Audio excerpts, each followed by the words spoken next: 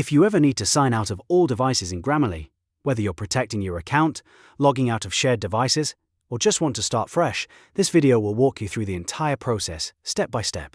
It's quick, simple, and a really important habit if you use Grammarly on multiple devices. And if you find this tutorial helpful, make sure to hit the like button and subscribe for more easy software guides just like this. Alright, let's jump right in. First, log into your Grammarly dashboard using your browser.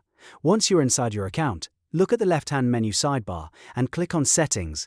This is where Grammarly keeps your account preferences, security options, and connected device controls. After opening Settings, look for the Security section, and under that, select Your Devices. This area shows every device currently connected to your Grammarly account. Now, scroll past your current browser session.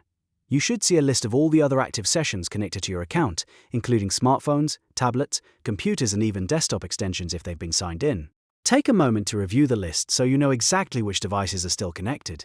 This is helpful if you've signed in on a work computer, a public device, or a device you no longer use.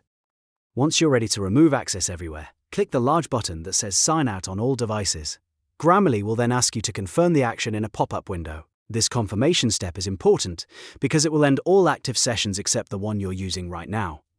Go ahead and confirm the action to proceed. After that, Grammarly will sign out all other devices, and anyone using those devices will need to log in again.